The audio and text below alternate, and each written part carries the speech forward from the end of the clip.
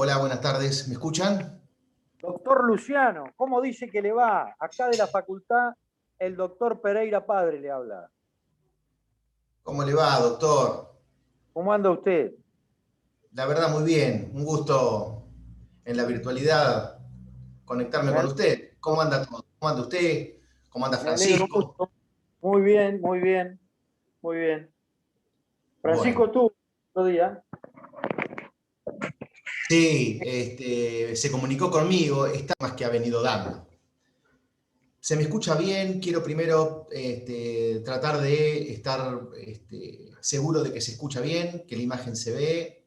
Sí, se escucha y Cualquier se ve cosita perfecto. Bien, bien. Bueno, la idea mía es que se me interrumpa las veces que sean necesarias, que se en algún punto reiteren conceptos en el caso que haya algún tipo de duda.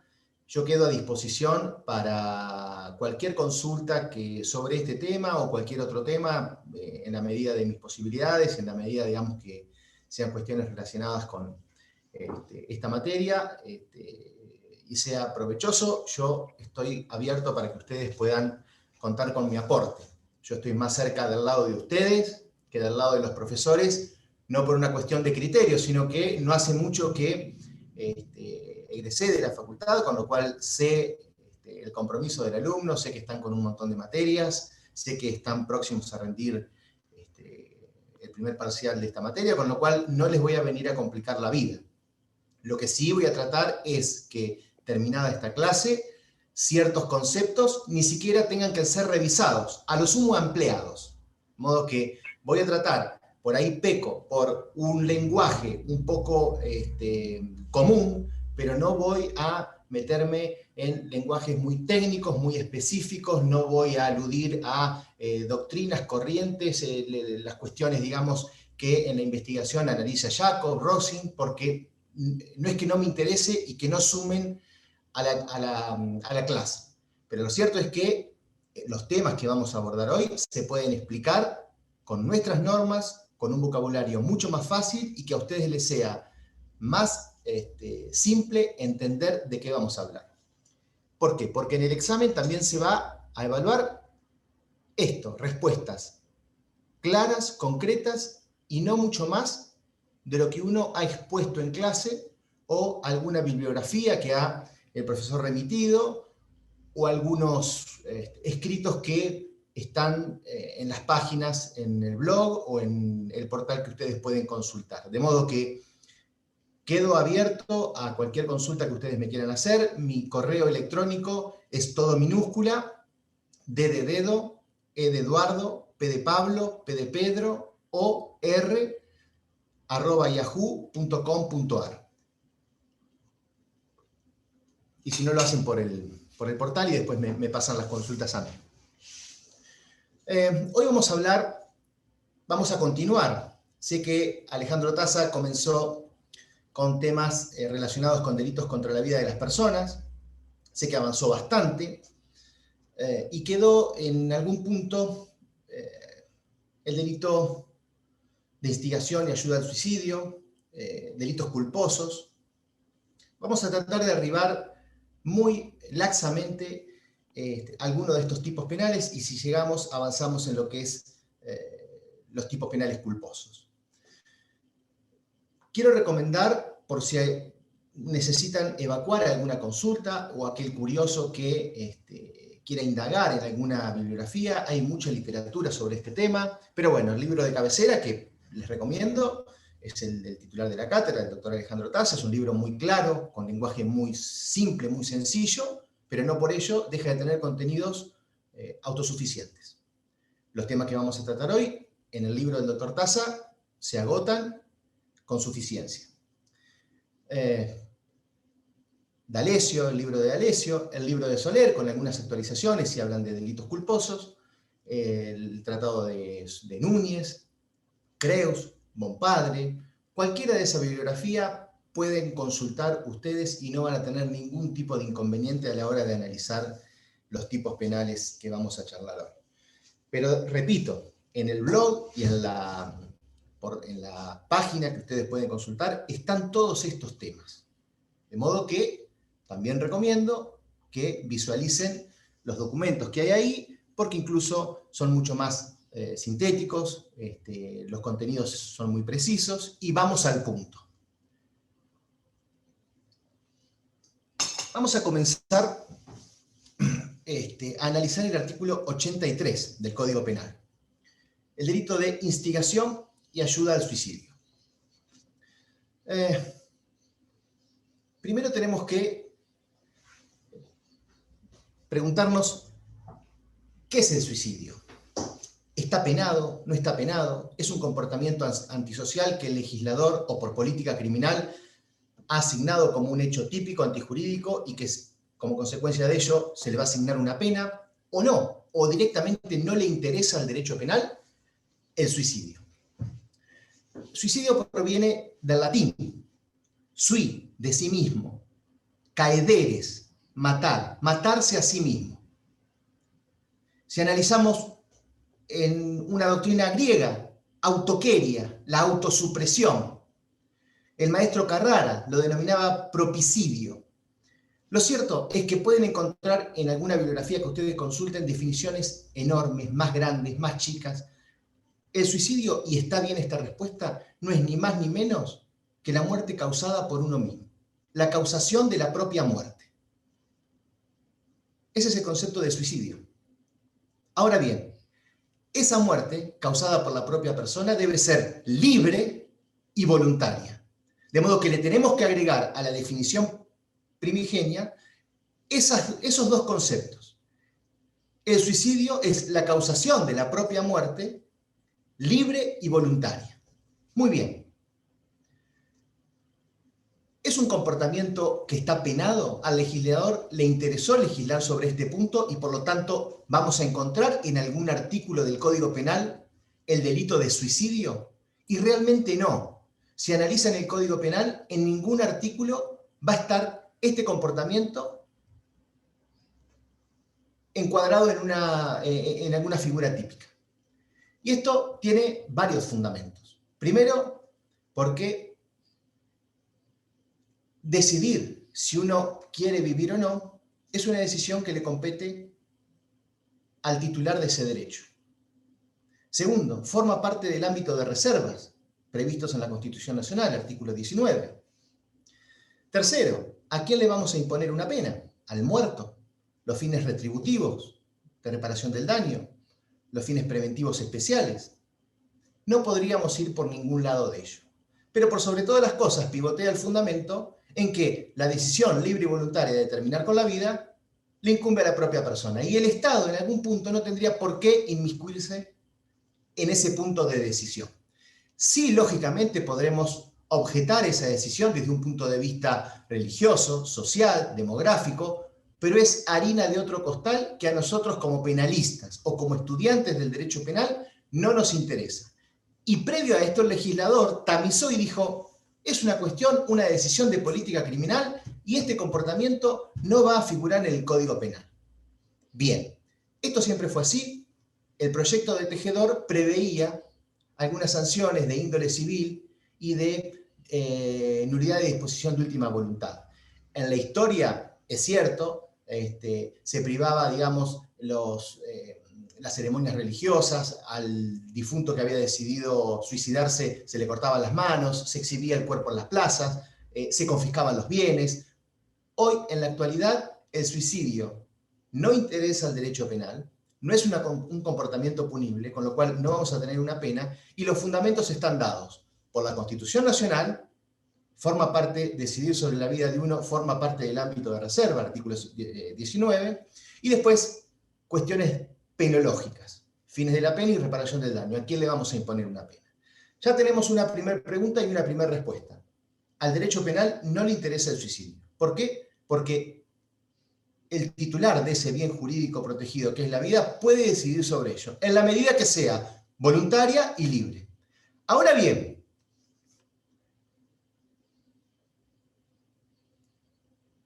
el legislador previó en el artículo 83 circunstancias a partir de las cuales ciertos comportamientos encuadran dentro de conductas antisociales y por lo tanto decidió tipificarlas. Y esto es ni más ni menos que la instigación al suicidio o ayudar a cometerlo. Esto sí le interesa al derecho penal, esto sí nos interesa como materia de estudio.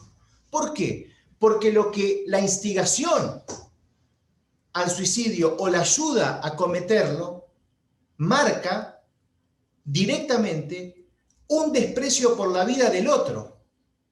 Es decir, si yo instigo a otro a que se mate, si yo instigo a otro a que termine con su vida, o yo ayudo a otro a que termine, estoy demostrando un desprecio por la vida del otro. Y eso sí, el legislador ha decidido tipificarlo. Entonces, aquí sí, ya tenemos dentro del artículo 83 comportamientos antisociales. Dos acciones típicas que necesariamente debemos recordarlas y debemos saber de qué se trata. ¿Puedo hacer una pregunta? Sí. Si el suicidio no está penado, porque es una decisión propia del sujeto, si alguien ayuda a otro a suicidarse, pero porque lo está pidiendo la persona, ¿cuál es la diferencia ahí? Bueno, ahí vamos. Abro un paréntesis, contesto y después seguimos. Puede ocurrir, como bien Marianela destaca, que una persona, por distintas razones, diga, la vida no vale nada, desaprobé penal 2, no puedo ir a Bruto a tomar una copa, no puedo salir con mis amigos y comer un asado después del fuchi de los miércoles. La verdad que la vida para mí no vale nada. Estoy totalmente angustiado, caí en un pozo, me caí como un campeón, la vida, inyectame, digamos, me quiero morir, mátame. Esto es un caso representativo y, por cierto, vulgar. Pero vayamos a algo más complicado, lo que se llama el homicidio piadoso, consentido, la muerte consentida. Tengo una enfermedad, no aguanto más los dolores, la paso mal, y le pido a un amigo mío que creció, lo conozco de la infancia, y le digo, por favor, quiero terminar con este calvario, me quiero morir, por favor, ayúdame. Pegame un tiro, facilitame un arma, inyectame, es médico, inyectame algo que no me haga sufrir y que en el acto quede violeta. Estamos ante un problema, porque realmente yo estoy decidiendo poner fin a mi vida. Es una decisión que me incumbe a mí. Ahora, ¿ante qué escenario estaríamos? ¿Nuestra legislación admite la eutanasia? ¿Nuestra legislación admite la muerte consentida? ¿Nuestra legislación admite la muerte piadosa? Las respuestas son contundentes. La respuesta es no. De modo que si mi amigo cumple con mi deseo, será autor de un homicidio. Tremendo. 79, 80, depende. ¿Está claro? Ahora, Marianela, no sé si la respuesta quedó. Sí, quedó. Igual. Bien. Ahora bien. Pero bueno. Ahora bien, lo que sí necesitamos. Esperen que voy a subir un poquito. Lo que sí necesitamos, siguiendo la pregunta de Marianela, que por cierto es muy interesante, es que nosotros no podemos desconocer otra normativa que se vincula con lo que estamos hablando y que posiblemente... Sí están permitidas las medidas anticipadas, pero en este caso no están ni relacionadas con el hecho de pedirle a otra persona de que te mate, digamos, o que te ayude a que vos mueras. Bueno, nosotros tenemos que evaluar, y esto ustedes ya son estudiantes avanzados, yo siempre recomiendo, que es un tema, por cierto, muy, muy complicado porque hay tantas normas, tantas modificaciones, que realmente es imposible cuando uno se adapta o cuando uno logra entender o vincular las normas, se nos modifica. Que no digo que esté mal, pero bueno, nosotros tenemos la ley 26.742, que siguiendo las expresiones de Marianela, voy a concatenar este tema con la ley 26.742, que sí regula, no eutanasia, no homicidio piadoso, sino que regula lo que se llama, o lo que es la ley de muerte digna, la ley 26.742. Esta ley viene a solucionar un montón de problemas, aunque algunos pueden objetarla o no y demás. Lo cierto es que proporciona un montón de herramientas, y mayormente a los médicos.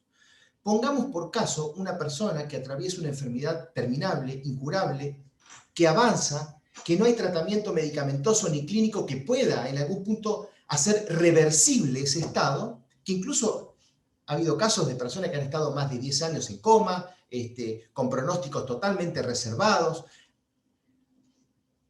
que se previsualiza o se visualiza una cierta tensión entre lo que es el juramento al código hipocrático, el abordaje, digamos, del tratamiento, llamémosle medicamentoso y clínico, de una manera grave, severa, lo que se llama tratamientos excesivos, extraordinarios o desproporcionados, que en algún punto no hacen más que alargar de manera artificial la vida, pero que indefectiblemente la muerte va a llegar. ¿Se entiende? Y que en algún punto esos tratamientos medicamentosos o clínicos no reflejan ninguna mejoría, ninguna perspectiva de mejoría. Muy bien. Esta ley lo que viene en algún punto a regular es un procedimiento para que aquella persona que está atravesando una situación como esta, pueda, previa información plena, clara del médico, decidir terminar con su vida. Y es lo que se llama la ley de muerte digna. No es una ley de la muerte, no es que el médico va a matar, sino que el sujeto, si tiene conciencia y en algún punto su voluntad no está viciada por alguna razón, puede decidir que no haya más lo que se llama el ensañamiento médico, un acto médico desproporcionado, extraordinario, en donde las perspectivas de mejoría son nulas. Bueno, esta ley regula ese procedimiento para que se ponga fin a esa situación. ¿Qué quiere decir? ¿Que el médico abandone al paciente? No, la ley expresamente lo menciona. El médico no va a abandonar al paciente. Ante una manifestación del paciente, o si no lo puede hacer el paciente, la ley expresamente establece quiénes pueden en algún punto hacer esta solicitud, en el artículo 6 y siguientes, creo, puede pedirle al médico que le den información precisa y clara de qué enfermedad está atravesando, cuáles son los tratamientos que tiene a la vista por hacerse, qué es lo que más se puede hacer y qué no se puede hacer, y en función de eso, con todo lo que se llama esa información del paciente y médico, se llama lo que es una situación horizontal entre el profesional y el paciente, puede decidir poner fin a su vida. ¿Quiere decir que el médico la mata? No, le va a tener que proveer todos los paliativos para evitar sufrimientos. Lo que no va a hacer el médico es llevar adelante actos médicos a contravía del juramento hipocrático. No va a ensañarse mediante métodos clínicos medicamentosos para estirar artificialmente la vida del paciente.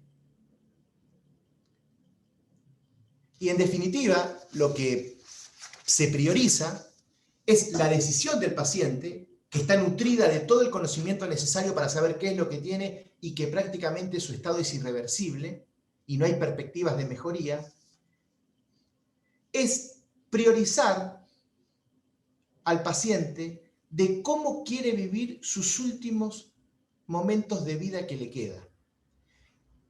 A algunos nos puede parecer objetable esta ley, pero lo cierto es que viene a dar un montón de soluciones prácticas porque muchas veces nos hemos encontrado ante una casuística en donde vemos que el paciente no mejora, que realmente la enfermedad es tremenda, sufre, tiene dolores en todo el cuerpo, que las perspectivas de mejoría son nulas, y teníamos que la objeción de conciencia del médico, o el médico que no quería intervenir porque posiblemente iba a ser imputado después de homicidio.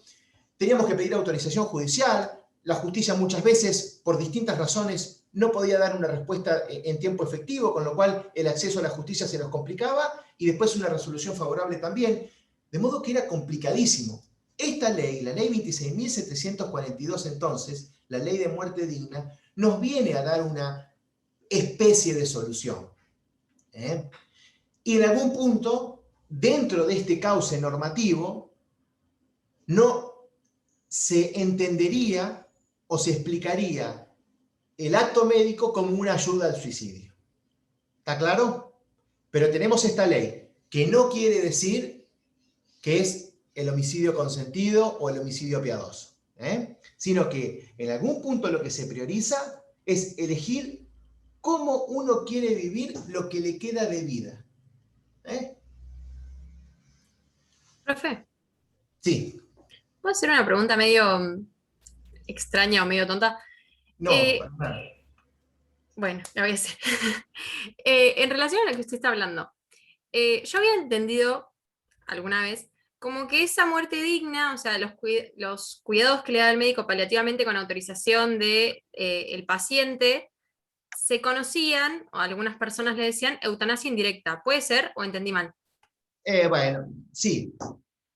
Sí, puede ser. Mira, en lo que es la nominación de los institutos, en derecho hablamos de el nomen iuris. Por ahí hay que prescindir del nomen iuris y tenemos que ver el contenido de las normas para ver realmente de qué se trata. Lo cierto es que hablar de eutanasia ya nos suena rarísimo, incluso nos pone una valla. Ahora, muchas veces se dice, sí, esa es una eutanasia indirecta. La ley está nominada y descrita como ley de muerte digna.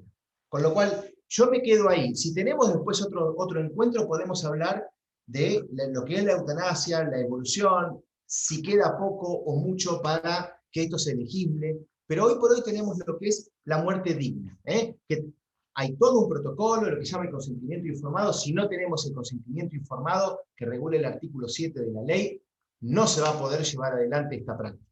Pero por lo pronto, para no irme de tema, digo, algunos lo llaman eutanasia indirecta, otro ley de muerte digna. Quiero que sepan que este caso específico está regulado en una ley que no tiene que ver con lo que es la ayuda al suicidio y que el médico está amparado y no se necesita una autorización judicial inicialmente. Gracias. No, por favor. Profe. Bien, sí. Buenas tardes. Entonces, como usted decía, se trataría más de cuidados paliativos que participar activamente, como se nos puede ocurrir, de inyectar algo que termine con la vida o algo así, por ejemplo. ¿No? La pregunta tuya va al centro de lo que es lo que pasa en el quirófano, nadie se entera.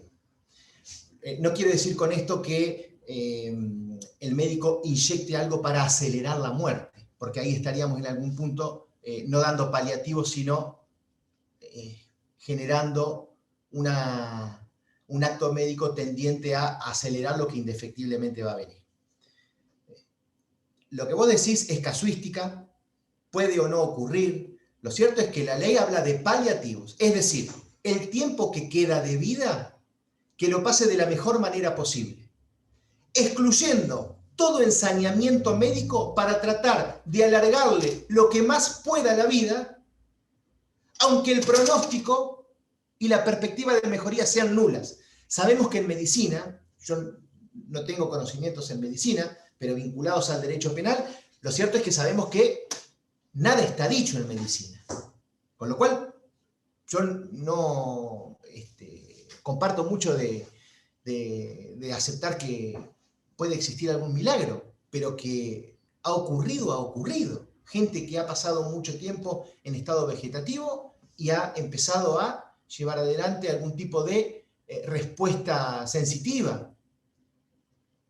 Ahora, lo cierto es que lo que la ley pretende es no prolongar artificialmente más aquellos cuadros de salud que giren en torno a un estado irreversible y que indefectiblemente la muerte va a llegar. Me quedo con los paliativos. Ahora, si llegado el momento del médico no da paliativos y acelera el proceso de muerte, es casuística. Hay que ver el caso concreto.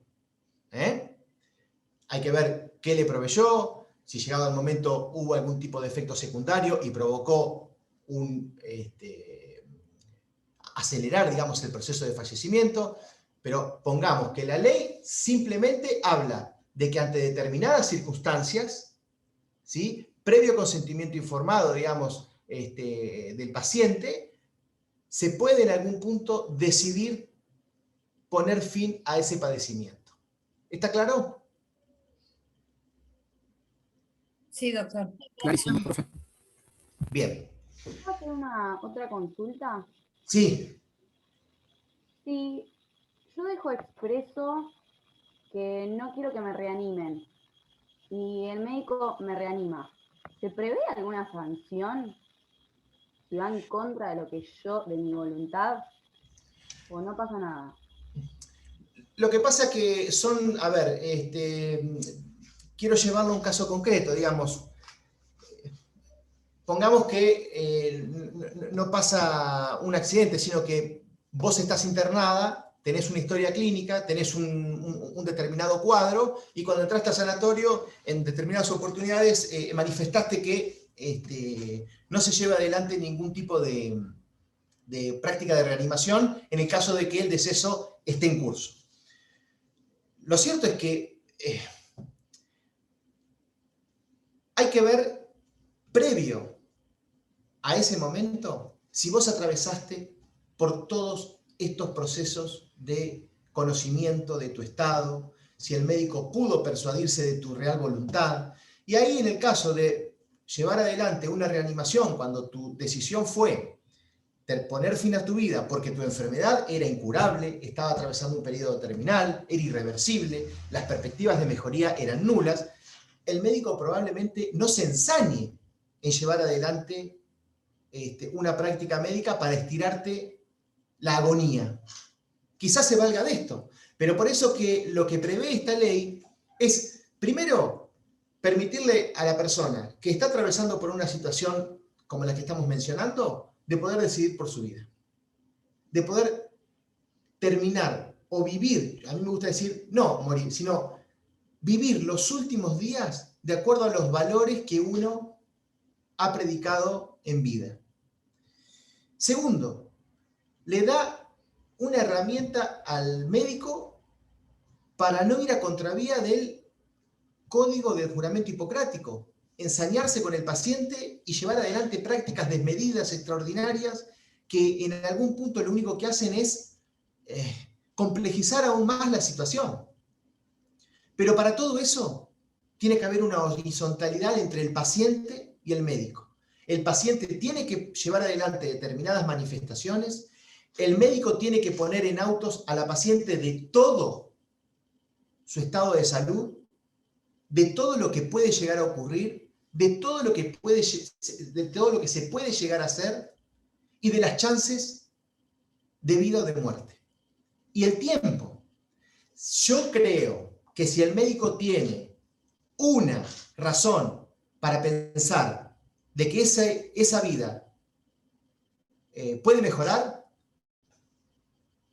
tiene el deber de explicártelo. Y frente a esa duda o a ese, por bajo porcentaje que sea, el paciente decida. Pero no nos olvidemos que el médico quiere curar y lucha por la vida. Pero hay veces que se encuentra ante cuadros tremendos en donde realmente el paciente, esta ley le viene a dar una voz con ciertos cumplimientos y ante determinados supuestos, para que se pongan de acuerdo, el paciente pueda lograr el mayor conocimiento del caso y realmente decidir si el último mes de vida que le queda va a seguir sufriendo como viene sufriendo hace 4 años, 3 años, o decide que se le ponga fin. Pero lo que digo es, el médico no va a llevar adelante comportamientos activos en donde, por ejemplo, se le inyecta algo, una sustancia, como para que ocurra el deceso.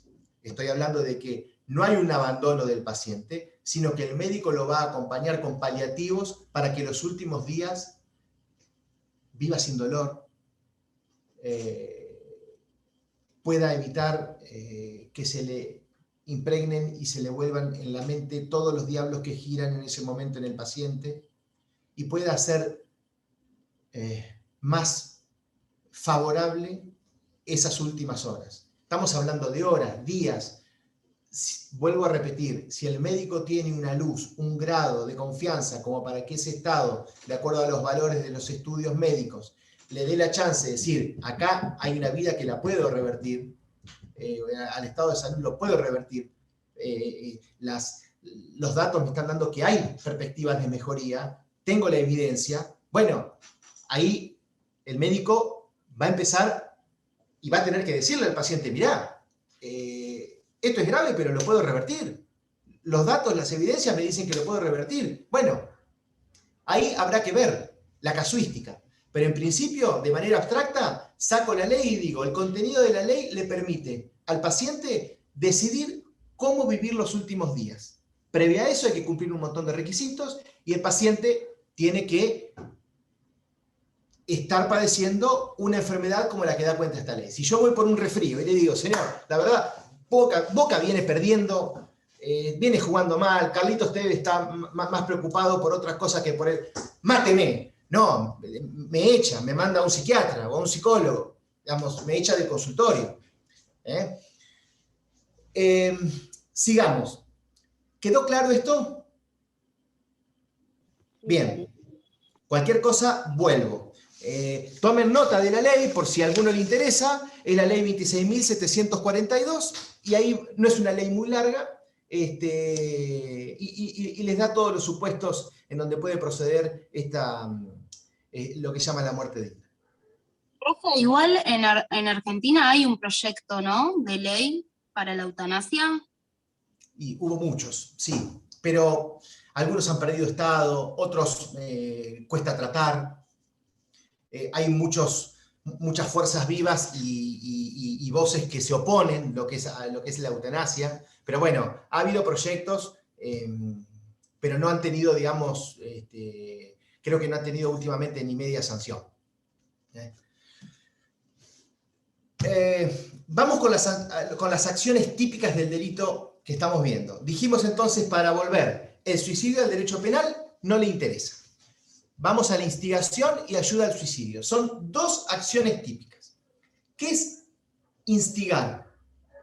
Significa gravitar, inclinar, persuadir, inducir, reforzar, mantener la idea de que la otra persona se suicide. Es decir, la instigación es una acción de tipo psicológico, intelectual, volitiva, espiritual, que está direccionada a incidir en la psiquis del otro sujeto para que termine con su vida. Esa instigación tiene que ser directa, puede ser indirecta, algunos autores hablan de instigación indirecta, pero necesariamente tiene que ir dirigida a una persona determinada. ¿Por qué? Porque lo que quiere el autor de la instigación es incidir en la voluntad del sujeto. Y aquí abrimos un paréntesis. Esa instigación puede tener como propósito despertar en el otro sujeto la idea suicida, es decir, el otro sujeto estaba feliz de la vida era color de rosa, se llevaba bien con su mujer, tenía trabajo, le había ido bien en Penal 2, había ganado su equipo favorito, venía todo bárbaro. Y yo, que soy malo, le digo, vos te tenés que matar, vos te tenés que matar.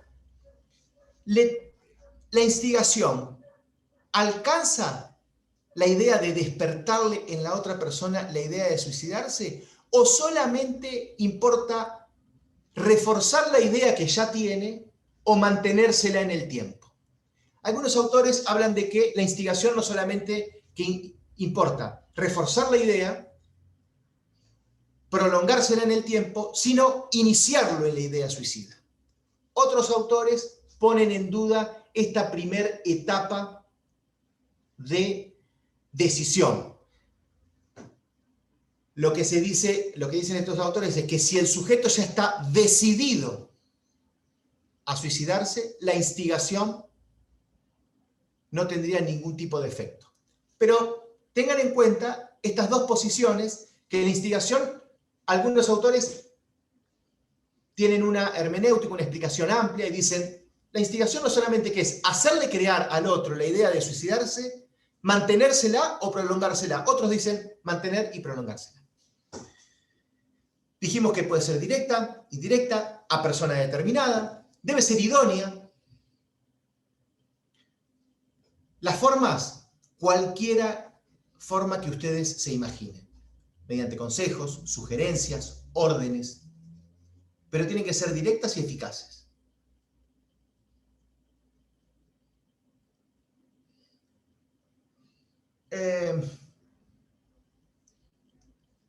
El código habla, a diferencia del código uruguayo, de instigar, no de determinar. Una cosa es instigar y otra cosa es determinar. Perdón, profesor. ¿Mediante el engaño también es una forma idónea? Por ejemplo, bueno. No, siga. No, por ejemplo, si, no sé, le hago creer, engaño a otra persona haciéndole creer que tiene una enfermedad terminal, falseando un documento médico.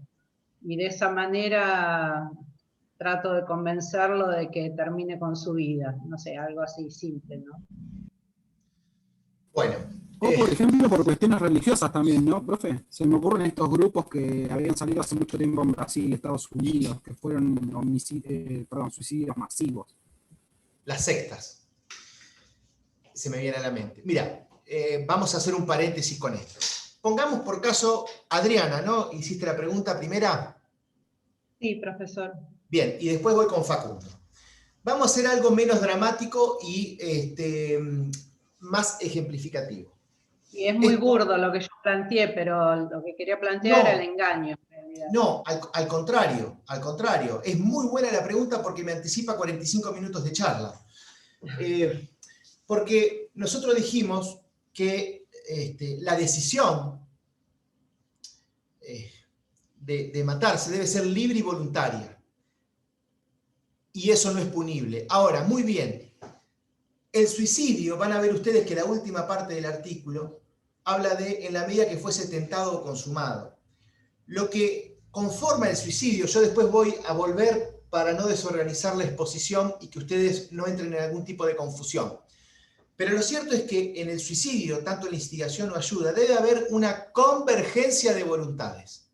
¿Qué quiere decir? El instigador o quien ayuda quiere instigar, quiere ayudar, con una ultrafinalidad, que el otro se mate.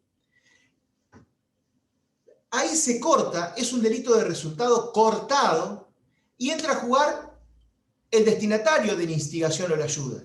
Por eso digo que hay una convergencia de voluntades. Una vez que el que instigó, el instigador instigó, o el que prestó ayuda, ayudó, después entra a jugar el sujeto suicida, y por acto de última voluntad, él decide libremente terminar con su vida. Entonces, si la voluntad está viciada, estamos en un problema, porque lo que decimos es, che, hubo una instigación, hubo una ayuda. Muy bien. Y el sujeto se mató, pero fue engañado.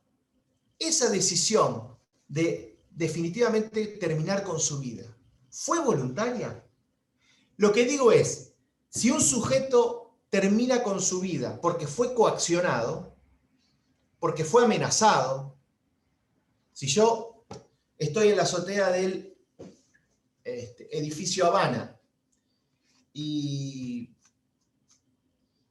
el doctor Julián no me presta la Harley Davidson para dar una vuelta, entonces yo lo invito a comer hacer una cena romántica en la azotea del edificio Habana, y cuando entra con las empanadas, yo lo apunto con una Magnum 44 y le digo, Julián, tú, tirate.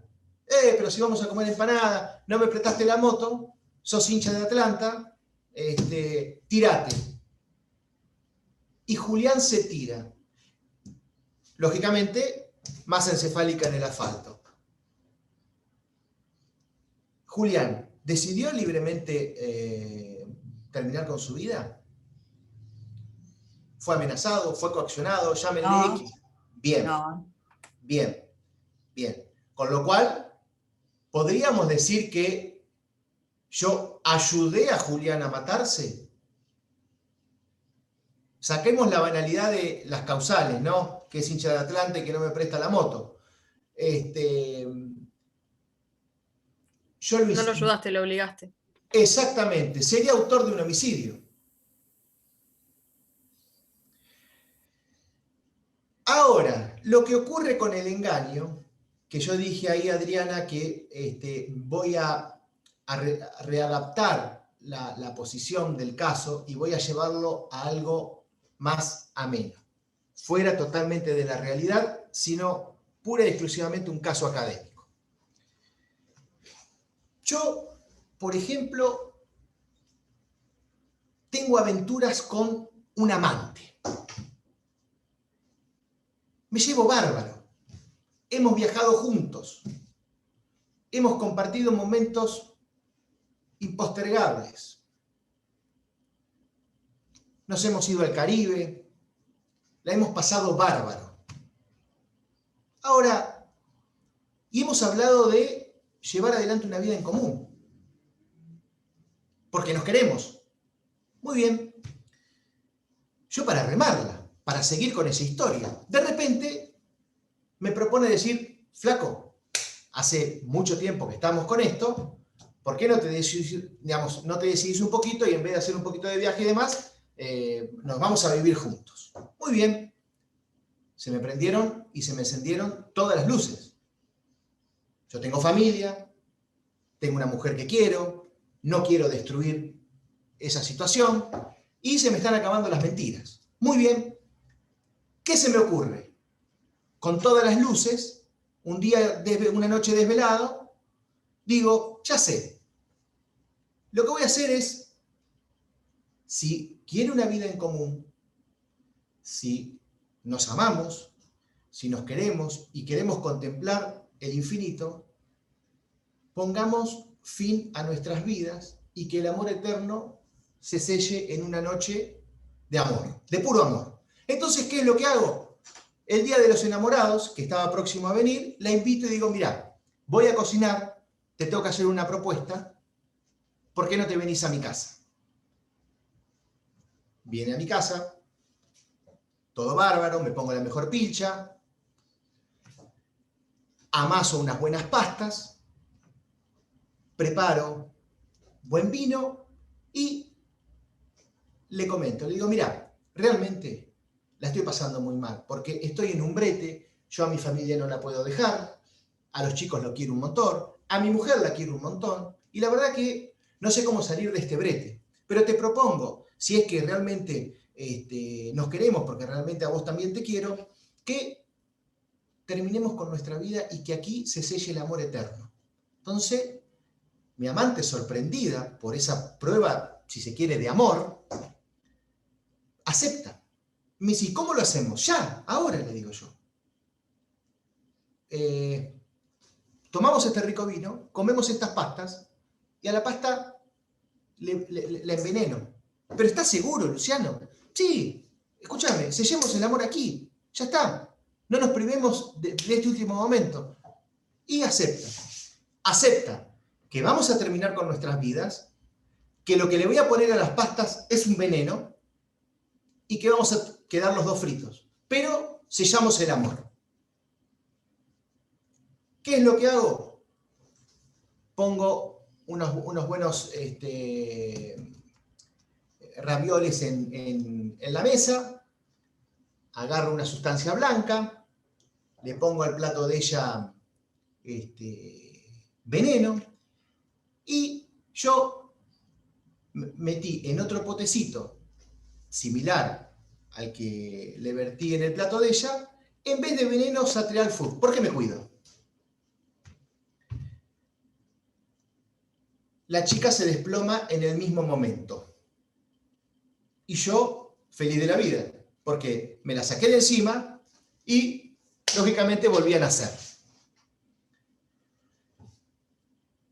Coincidimos en que ambos íbamos a morir. Saquemos de lado sellar el amor y demás. Coincidimos en que ambos íbamos a morir. Coincidimos en que iba a proporcionar veneno. Igual la mataste. Va. Lo que en algún punto ocurrió es que hubo un engaño, como decía Adriana. El engaño está. Ahora, el engaño está sobre la fatalidad de la muerte o está sobre los motivos de la muerte, de la acción, perdón. Es decir, yo le di de comer el raviol en la boca a mi amante. ¿Yo le apunté con una pistola para que coma ese raviol envenenado? ¿O mi amante sabía que estaba comiendo pastas envenenadas y que indefectiblemente su vida iba a concluir? Sabía. ¿Yo le engañé sobre el veneno o le engañé sobre las causas o la motivación de esa cena amorosa? Sobre las causas. Bien, entonces ahí nos O sea, encontramos. ella conocía que iba a morir, pero vos la hostigaste en cierta forma, porque le dijiste mentiras. ¿Yo la O sea, obligué? le dijiste como que... No, no la obligaste, vos la hostigaste. Vos le dijiste como que iban a morir ambos, en definitiva ella aceptó ese pacto y sabía que iba a morir porque iba a consumir el veneno, pero bueno, o sea, murió ella sola, no moriste vos. Bien, bueno, lo que digo es, esto es casuística, ¿no? El maestro Ferrara, un profesor que ha fallecido en los últimos años, fue profesor de esta cátedra, él decía que aquí había un homicidio. Claro, ni más ni menos que un homicidio, incluso calificado. Artículo 80, que ya lo han visto con el doctor Taza. A mí me deja ciertas dudas el homicidio calificado, porque si yo le hubiese dicho a mi amante que lo que le estaba echando era Satrial Food en vez de veneno, la estoy engañando sobre la letalidad de la sustancia. Ahora, si yo le digo, mirá, si vos comés esto te vas a morir y vamos a sellar y contemplar el infinito, la mujer sabe que va a comer las pastas, que están envenenadas y que indefectiblemente va a morir.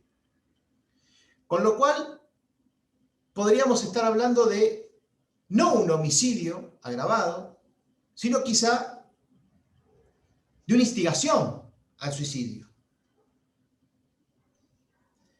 Sí, pero el plan del autor, el plan del sujeto, no era terminar con su vida, sino matarla a ella, terminar con el problema, digamos, matándola a ella. Bien, ahí entramos en lo que es la subjetividad del sujeto. Lo que digo es, hay casos que son grises, que incluso hay posiciones que no tienen, digamos, una aceptación universal. El doctor Taza considera que también estos casos hacen ruido, porque el engaño no está dado sobre la letalidad de la sustancia, sino que está dado sobre la motivación. De modo que podría empezar a pensarse de que no sería un homicidio agravado. Paréntesis. Hay casos que son opinables y que no está sellada la cuestión. Lo que digo es, tenemos que analizar, porque la pregunta de Adriana, como dije, se anticipa un poco a el final de la exposición, pero no quería dejar de, al menos, contestar liminarmente ciertos problemas hermenéuticos que pueden extraerse de ciertos casos que se analizan. Perfecto. ¿Preguntarle algo? Sí. Deliro mucho si considero que puede ser un concurso ideal entre homicidio e instigación al suicidio. O sea, si deliro mucho me dice delirás y listo. No, porque, digamos, son cosas, digamos, hay incompatibilidades en el análisis ese. Deliro, listo. Sí. Eso no es. Bueno, me conformo. O es homicidio o es instigación. Igual creo que está claro lo de la convergencia de las voluntades, ¿no, profe? O sea, hacer nacer en el otro la voluntad. Aparte no fue engañoso el método, como sí exige el agravado, ¿no? El homicidio agravado. Exactamente, porque, a ver, esto es un caso, hay instigaciones, hay varios tipos de instigaciones. Instigación condicional, por ejemplo. Instigación condicional es, mira, Luciano, venís mal, no podés salir, Boca viene jugando mal, y la verdad, si pierde Boca el próximo partido, tú, pégate un tiro. Instigación condicional. El suceso va a estar condicionado a si pierde o no Boca. Instigación recíproca es otro tipo de instigación, en donde ambos nos instigamos. Puede ser conjunta, alternada. Instigación condicional recíproca, el típico caso de la ruleta rusa. 2 o más personas nos juntamos, cargamos una Magnum 44 con una bala y al que le toca, le toca.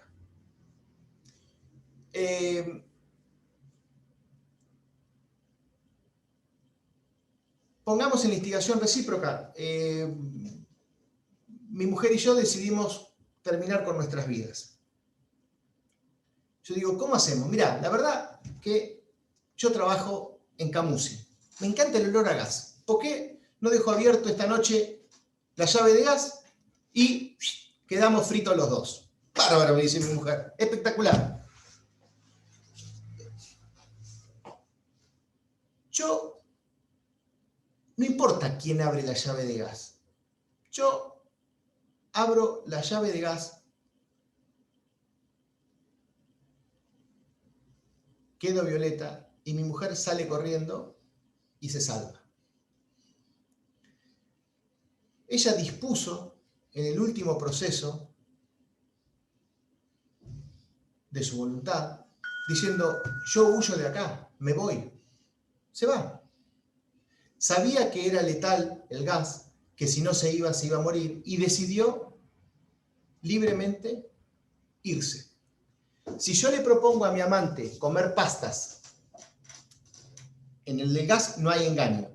Si yo le propongo a mi amante comer pastas envenenadas, porque el deceso va a ocurrir indefectiblemente, el engaño radica en el móvil por el cual vamos a comer esas pastas y en la suspicacia mía de ponerme Satrial Food y no veneno. Pero la mujer podría en ese mismo momento decir, no, pará, macho, ¿qué me estás diciendo? La vida es hermosa. Flaco, mandate a mudar, me voy. Yo no me quiero matar. Y se va. Ahora, si yo le tengo con una pistola y dice, comé las pastas, la estaría coaccionando. Si yo le digo, si no comes las pastas, mato a un miembro de tu familia,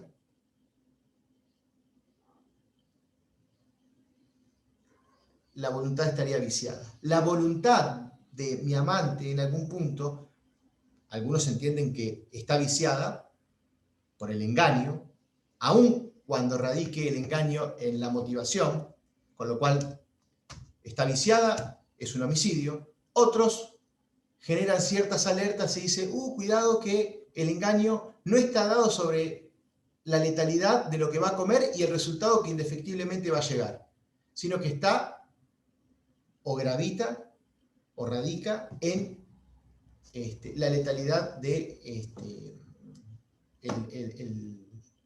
el veneno. Pero como le digo, son cosas opinables. Respuestas hay para todos. El que considera que es un homicidio agravado, está perfecto. Si se propician los fundamentos como para en algún punto construir casuísticamente de que el sujeto quería matarla, se valió de veneno, bárbaro. El que construye argumentaciones diciendo, no, pero pará, si hubo una convergencia de voluntades, yo instigué a mi pareja o a mi amante a que concluya con su vida, a que, digamos, en el mismo momento yo también, y de repente lo único que hice es engañarla. ¿En qué punto? En el móvil. Pero ella sabía que se iba a morir. Decidió libremente comer las pastas y llegado el momento terminar con la vida. Es un espacio para pensar que les dejo, no está sellada la cuestión, hay autores que piensan que es un claro homicidio agravado, otros que disparan algún tipo de alerta y podría encuadrar dentro de algunos casos de instigación.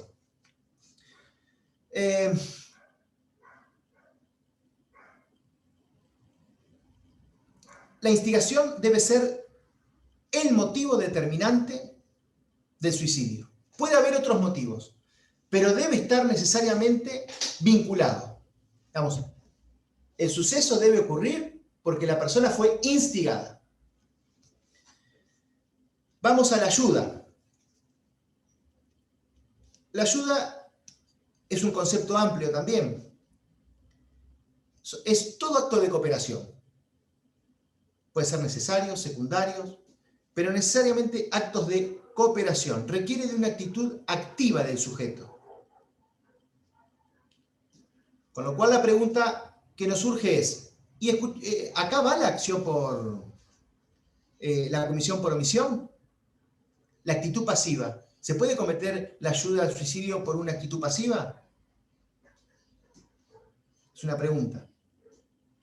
Lo cierto es que algunos autores hablan de que solamente el tipo penal exige un comportamiento o una actitud activa de la gente.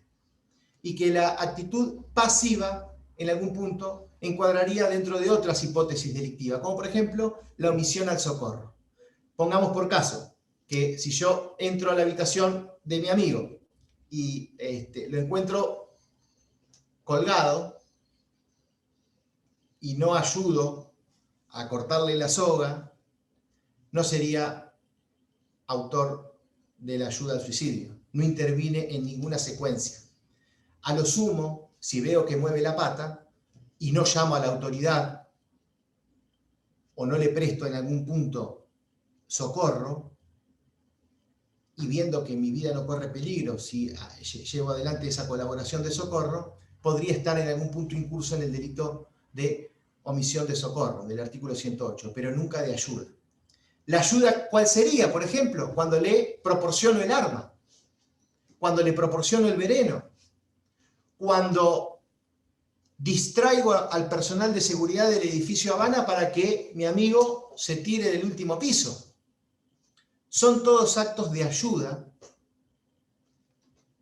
tendientes ni más ni menos que a que la otra persona termine con su vida.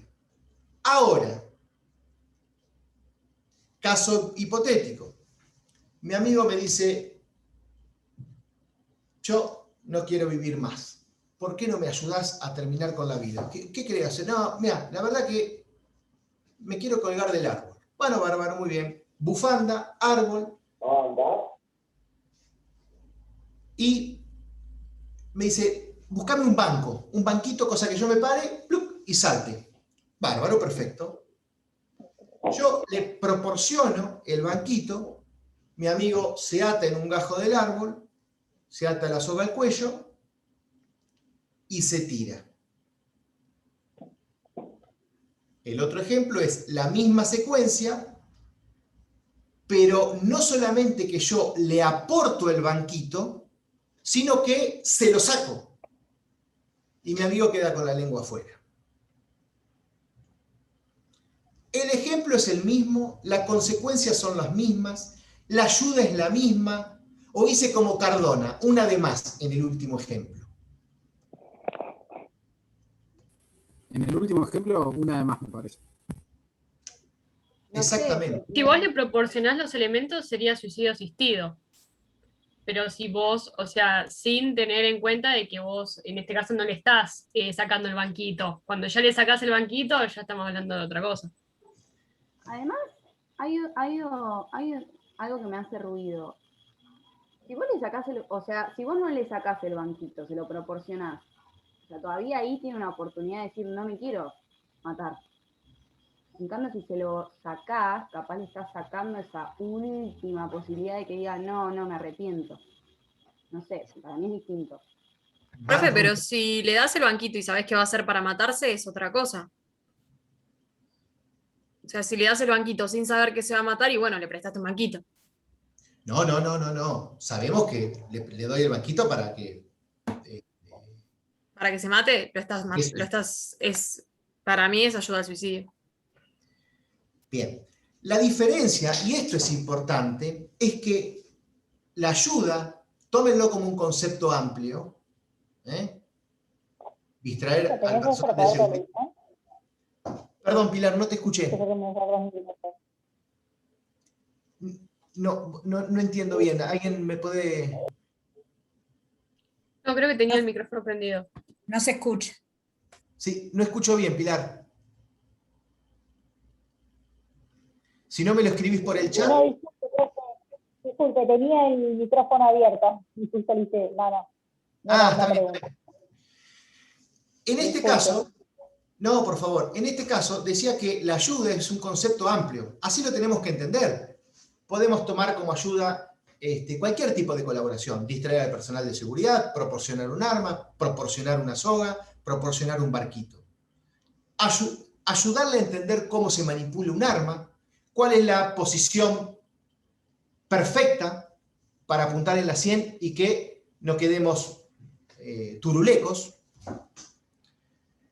Pero el único límite que encontramos para la ayuda, y ese es el cerco a partir del cual será cualquier otra cosa menos ayuda al suicidio, es los actos de ejecución. La ayuda nunca puede constituir o configurar actos de ejecución. Vale decir, yo presto el banquito, mi amigo se sube al banquito, se ata la soga y él decide cuándo salta del banquito, ayudé. Ahora, si mi amigo está parado en el banquito y yo de chiripa se lo toco, hice una de más. Hice una de más. No estoy ayudando. ¿Qué soy? Homicida. Exactamente. Asesino. Exactamente. Entonces, es muy importante que si bien los criterios hermenéuticos o de explicación se basan en una matriz amplia a la hora de estudiar esta dogmática de la ayuda, lo cierto es que el límite, por más temperamento o mérito amplio que le demos a la ayuda, es que nunca la ayuda puede configurar un acto material de ejecución. Si es un acto material o simboliza un acto material tenemos que dejar el artículo 83 de lado. Tenemos 79, 80 y vemos. Pero nunca 83. ¿Está claro? Sí. Bien. Dijimos, para ir redondeando, que son comportamientos que simbolizan o representativos de una actitud activa. ¿Qué pasa, por ejemplo, con los delitos de comisión por omisión? Se me ocurre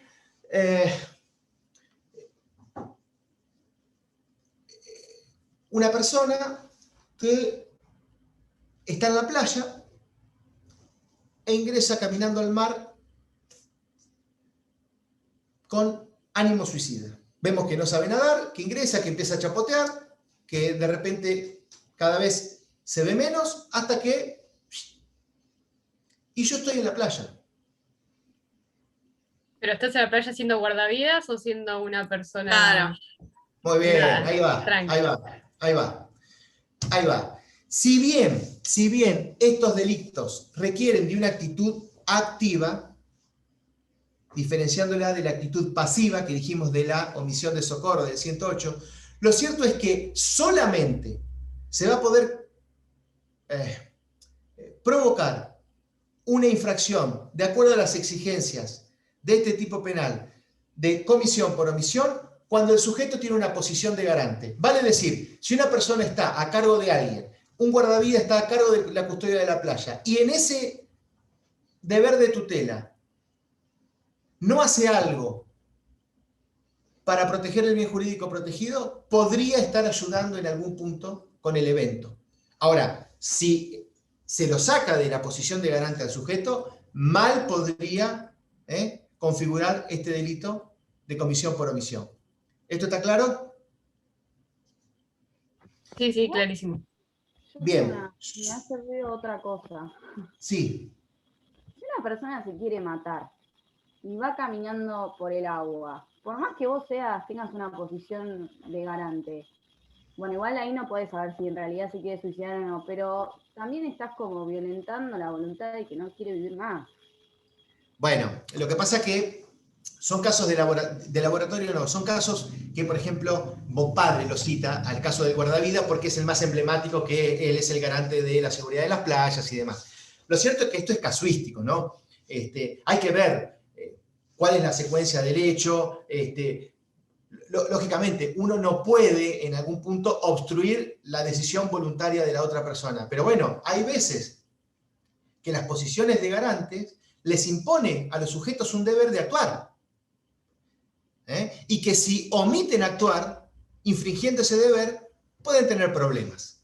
Entonces, lógicamente que el guardavidas no es un superhombre, ni tampoco se le exige que tenga una actitud o un comportamiento heroico. Y que a cada uno que entre a la playa le diga, che, ¿te vas a suicidar vos o no? Che, ¿vos te vas a suicidar o no? Digamos, que esté panicoso en su tarde de playa, digamos, de labor. Pero lo cierto es que son casos de dogmática, de doctrina, que son evidentes, en donde uno sabe que el guardavidas tiene una posición de garante.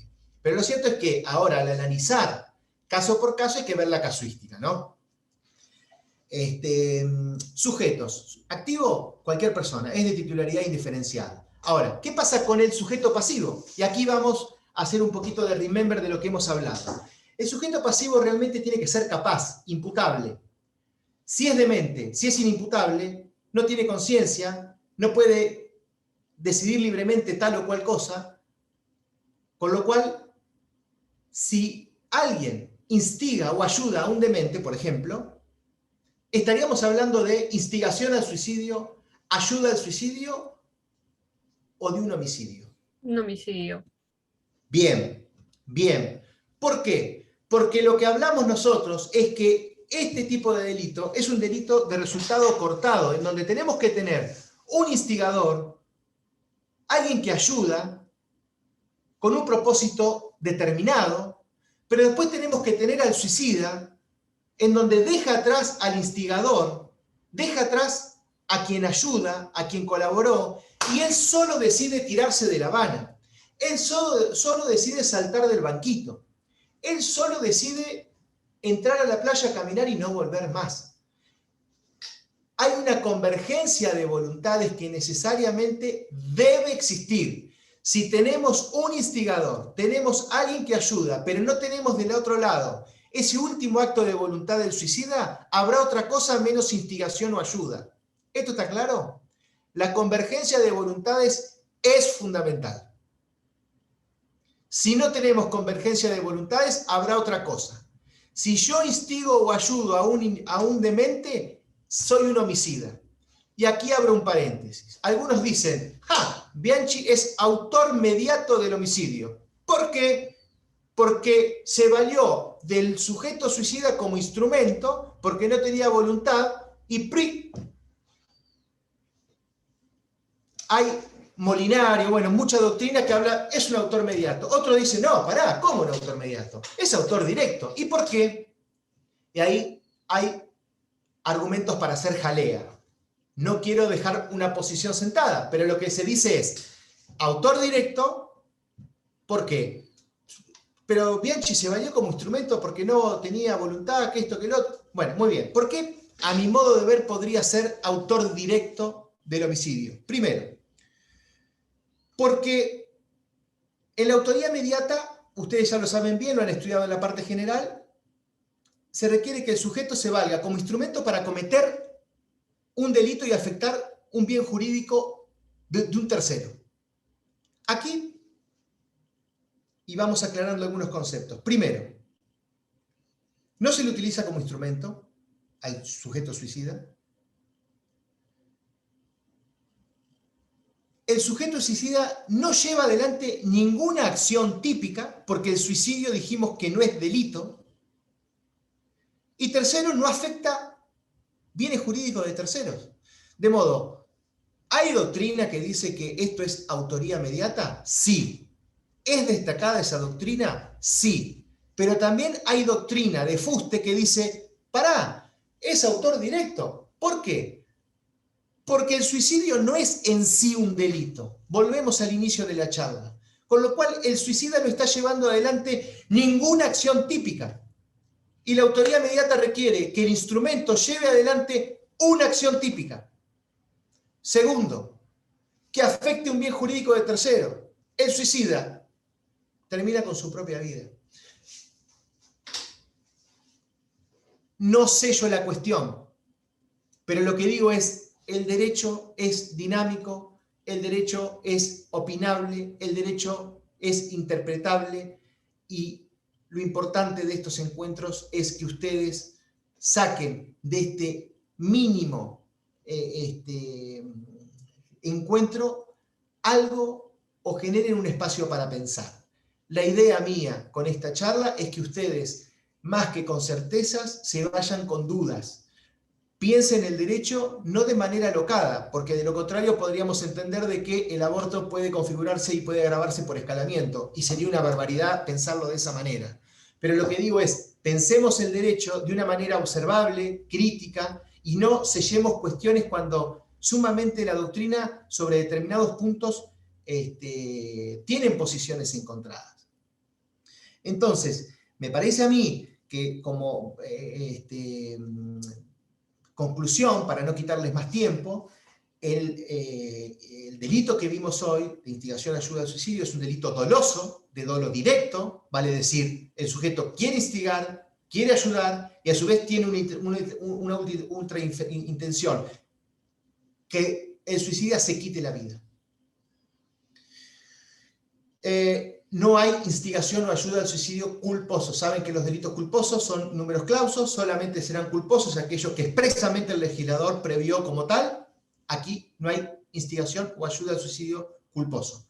No confundan la instigación o la ayuda con los principios generales del artículo 40 y pico y siguiente. Es otra cosa. Aquellos ayudan o instigan para que otro lleve adelante un comportamiento típico. Aquí no.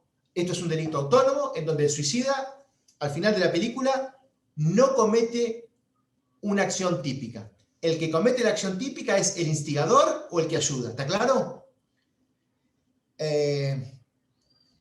Insisto, convergencia de voluntades es importante.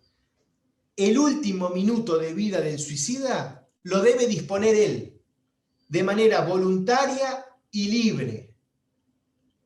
Si no tenemos esa última chance o última fase, no vamos a tener instigación o ayuda al suicidio. La pregunta de Facundo es importante y con esto termino. ¿Admite tentativa o no? No me gusta observar las técnicas legislativas del Parlamento para construir normas, aunque muchas de ellas pueden ser observables. Fíjense cómo está estructurado el artículo. Habla de coma, si el suicidio se hubiese tentado o consumado. El para abreviar, ¿no? Pero dice, coma, si el suicidio se hubiese tentado o consumado. Entonces uno dice, de la literal del texto sale, admite la tentativa. Núñez, por ejemplo, considera de que la tentativa es admitible en estos casos. Ahora bien, lo cierto es que cuando el legislador pone la coma y dice, si el suicidio hubiese sido consumado o tentado, está hablando de que el principio de ejecución, yo con el vaso tomando el veneno, comiendo el raviol, subiéndome a la baranda de La Habana para tirarme, necesariamente debe estar. Si no tengo principio de ejecución, no tengo nada. De modo que el delito, si bien para Núñez admite la tentativa, la mayoría de los autores entienden que este delito no admite tentativa. ¿Por qué? Porque se consume cuando comienzan los actos de ejecución. ¿De quién? Del suicida. Caminando a la playa, trepando a la baranda para tirarse del edificio Habana, revolviendo el veneno para ingerirlo, atándose la soga al cuello y haciendo equilibrio en el banquito. Si no tengo principio de ejecución, no tengo nada. El principio de ejecución vale decir, la coma, si el suicidio hubiese tentado, consumado, es un elemento objetivo del tipo penal, no una condición objetiva de punibilidad. Es un elemento objetivo del tipo. Si no tengo principio de ejecución, no tengo nada. De modo que Núñez tiene más horas de vuelo que yo, con lo cual no está mal si uno piensa que con la instigación o con la ayuda per se alcanza.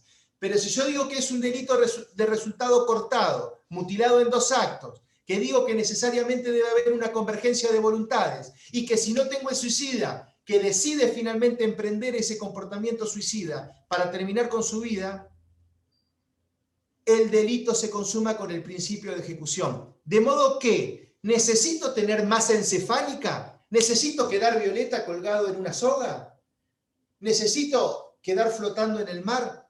No necesito tener la masa encefálica para decir que el delito recién ahí se consumó, sino que alcanza para consumarse con el principio de ejecución. ¿Qué quiero decir? Subiendo las escaleras para tirarme del último piso de La Habana, revolviendo el vasito para ingerir el veneno. ¿Está claro? Profe. Sí.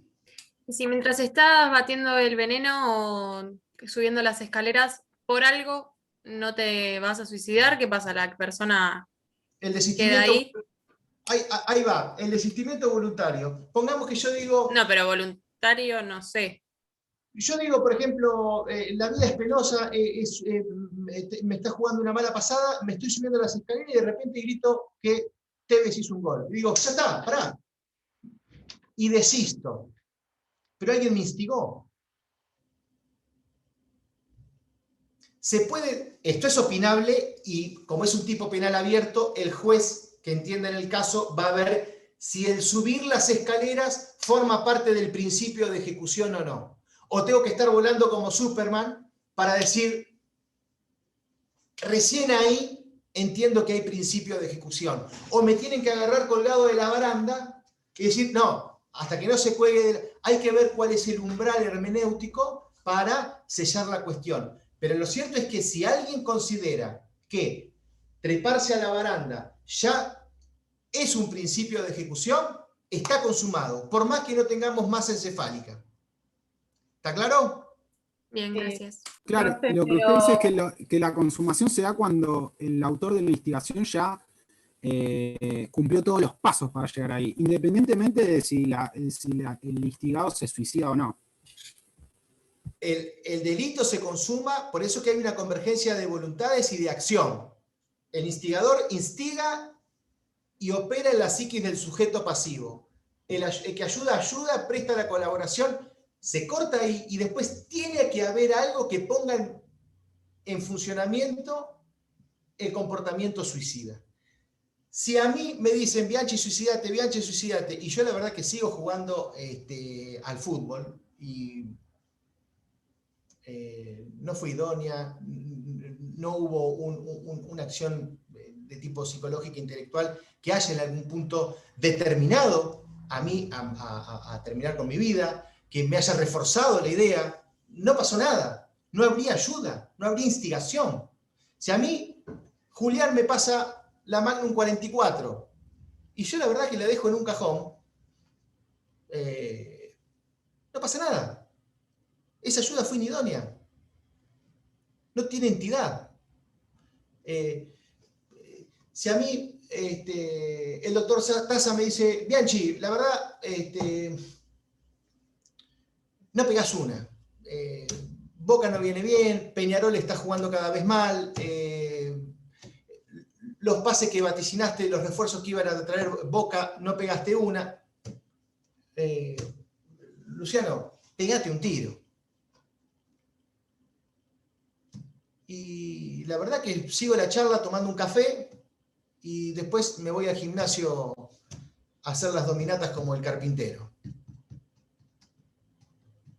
En Guido, en el programa de Guido, todos a bordo. No hubo principio de ejecución del suicida. Con lo cual, no hay nada. Ahora, si hubo principio de ejecución, si llegado el momento yo estaba con la pistola aquí y entra el doctor Tase y me dice, Bianchi, ¿qué estás haciendo? Y me impide pegarme un tiro, el delito está consumado. Por más que la Magnum no me haya atravesado la sien. La munición de la Magnum, ¿no? De modo que con el tema de la tentativa, si bien puede haber cuestiones encontradas, cuestiones hermenéuticas encontradas, algunos autores hablan de que se admite la tentativa, lo cierto es que el delito se consuma con el principio de ejecución. Si el suicida comenzó con la acción suicida, el delito se consumó. Por más que no haya habido disparo, por más que no me haya convertido en Superman, o por más que no haya ingerido el veneno. ¿Está claro? O por más que me arrepienta a último momento y haga un acto contrario para tratar de ayudarlo a evitar el suicidio, ¿tampoco sería tentativa ahí? Si es el mismo sujeto el que lo instiga, o es el mismo sujeto que le ayuda y de repente cuando le dio el banquito se lo saca. Sí, o no sé, el otro se está por tirar de la baranda y va corriendo y lo rescata, no sé. Bueno, digamos, si tomamos hay que ver la casuística y el juez cómo resuelve el caso, ¿no? Pero si tomamos, digamos, dogmáticamente, el delito estaría consumado. Ahora, lo cierto es que después el mismo que ayudó o que instigó evita el suicidio. Hay que ver cómo se resuelve. ¿No sería arrepentimiento activo? ¿Cómo? ¿No sería arrepentimiento activo? Lo que pasa es que el que evita el suceso es quien ayudó o quien instigó, ¿no? Sí, por eso preguntaba si no quedaba en grado de tentativa en ese caso. Bueno, si uno se ciñe estrictamente a la pauta hermenéutica de que hubo principio de ejecución, el delito se consumó. Aunque trate de evitarlo después. Después se verá cómo se resuelve, pero si hubo principio de ejecución, el delito se consumó.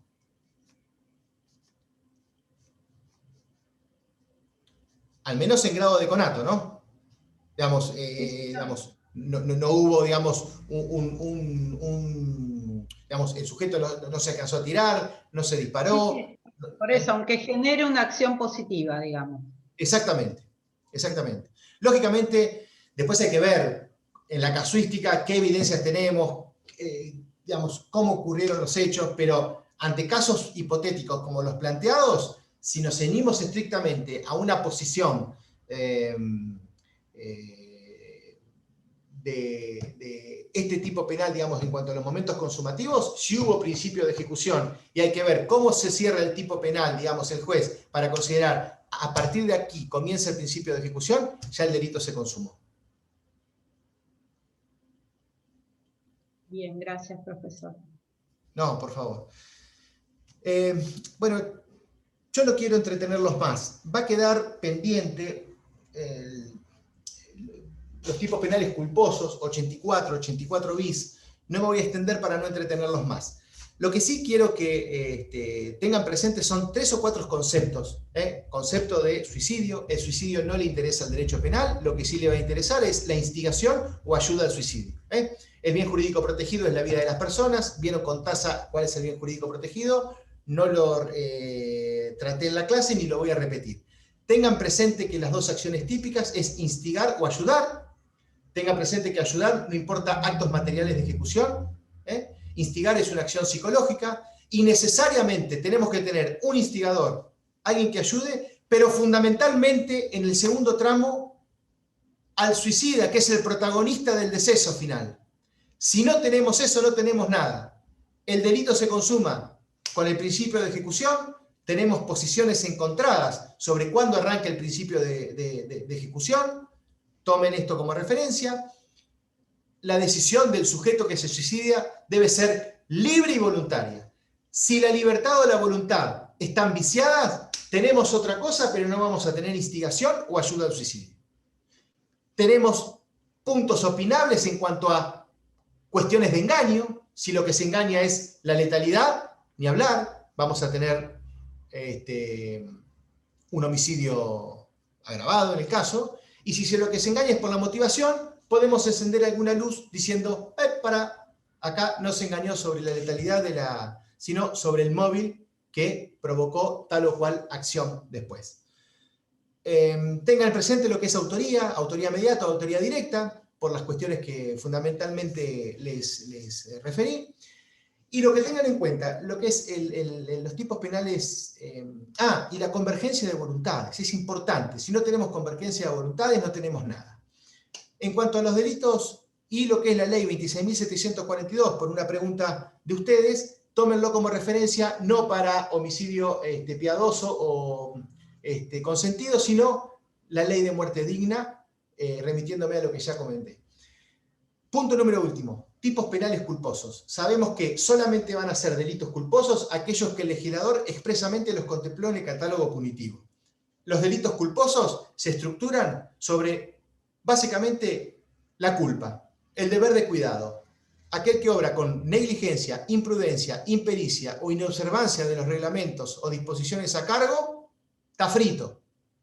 ¿Sí?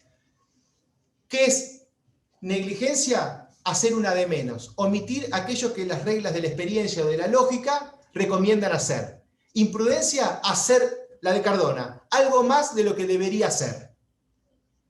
Impericia, errores garrafales, cuestiones de conocimientos técnicos que no de puntos, por ejemplo, técnicos opinables, sino errores garrafales en el hacer. Incumplimiento de los deberes a cargo en observancia de las disposiciones es aquellas actividades o oficios que están reglamentadas que se omiten por completo.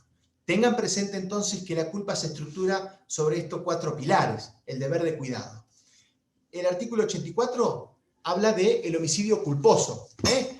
Penas mayormente no se toman, se prevé una pena de 1 a 5 años y si hay más de una víctima, de 2 a 5 años, se aumenta el mínimo.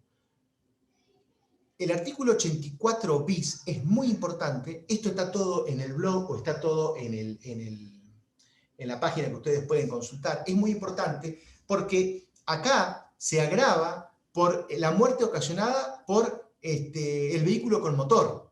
Y si llegado el momento, el accidente ocurre, el homicidio ocurre porque el autor estuvo bajo los efectos de los estupefacientes, no prestó ayuda, socorro, o llegado el momento, obró con culpa temeraria, concepto extraído del derecho foráneo que no sabemos qué es lo que es, o por ahí en otra charla lo podemos indagar, pero extraemos conceptos que después nos cuesta adaptarlos a nuestro ordenamiento. Se agrava por el exceso de velocidad, por la inhabilitación para la licencia de conducir que tenga el autor, cuando ocurre la muerte por picadas ilegales. Una serie de agravantes que están en el código, en el artículo 84 bis, y en el blog y en la página que yo les recomiendo que utilicen esto como disparador para que puedan después completar los conocimientos. Pero lo importante es que los delitos culposos son aquellos que expresamente el legislador así los ha establecido, se estructura sobre el deber de cuidado, la culpa en sus 4 facetas, negligencia, imprudencia, impericia o incumplimiento de deberes. Y lo que sí es cierto, que esto es importante, ya lo vieron en la parte general, es que los delitos culposos, necesariamente, el resultado debe ser atribuible al obrar. Debe haber un nexo de causalidad y que ese comportamiento haya sido determinante, la culpa haya sido determinante. Vale decir que si un sujeto provoca la muerte de alguien observando todo lo que había que observar, no incrementando el riesgo permitido, estaríamos en problemas para encuadrar el hecho dentro de estos tipos penales con las exigencias que el legislador ha marcado. De modo que es importante que empiecen a conjugar dinámicamente todos estos principios con los nexos de causalidad para que objetivamente se le pueda atribuir al sujeto ese resultado. Nexo ininterrumpido, pero que el comportamiento haya sido determinante. ¿Está? Buena suerte, saben que pueden contar conmigo, estudien y piensen el derecho para 20 años. Sean innovadores, no digan barbaridades, pero sean innovadores y tengan una mirada crítica sobre los temas, analicen la dogmática. Gracias, Profe, profe. ¿le puedo ¿Cómo? hacer una pregunta antes que se vaya?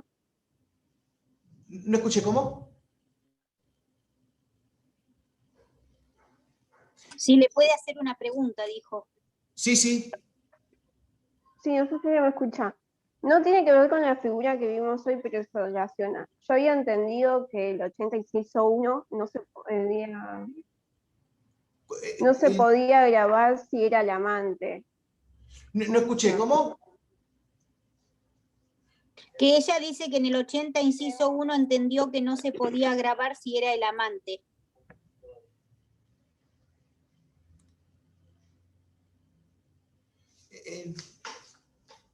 No entiendo la pregunta. El profesor Taza nos había mostrado en la parte del 80 inciso 1 que habla de ascendiente, descendiente, cónyuge, cónyuge, bla, bla, bla. Una especie de fallo, o en realidad más que nada jurisprudencia, sobre la Cámara Nacional, me parece que era, que decía como que la relación, o sea, en eso de pareja o expareja, tenía que ser pública. Entonces yo, o sea, a mí se cargo porque se relaciona con una pregunta que yo hice, yo dije como que si era pública, capaz no entraría una relación de adulterio, entonces creo que la pregunta se relaciona por ese lado. Y Taza me contestó como que para esa doctrina, o para esa parte de la jurisprudencia, tal vez no, según lo que yo entendí, pero que en realidad generalmente sí, que se tendrían que ver las circunstancias, pero como que para él no sería justo. Si no me acuerdo mal, no quiero hablar por el doctor Taza que no está. Sí, digamos, al no haber presenciado esa charla, no podría ver a ver realmente cuál es la respuesta que ha propiciado el doctor Taza. No me queda claro si hay un problema de interpretación sobre qué se considera por relación pública o no, o si la relación de adulterio, digamos, per se es pública o no, o qué fallo específico refiere. No sé a qué vale pregunta, pero supongo que se relaciona con eso, pero no sé a qué apuntaba la pregunta de la compañera. A ver, Lucía.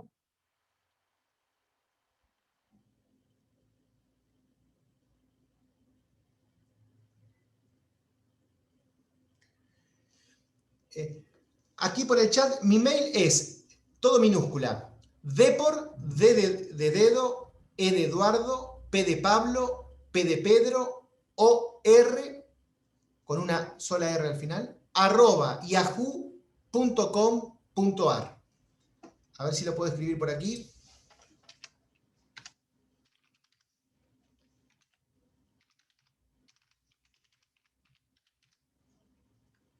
Ahí vamos. Con lo que es con la relación, digamos, pública,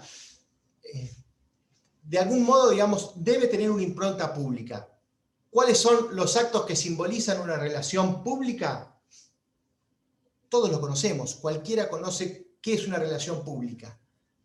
Quiere decir que haya, digamos, aparecido en Intratables, no, o que haya estado, digamos, en el programa de Del Moro, tampoco, o que haya estado en un prime time de TV, no.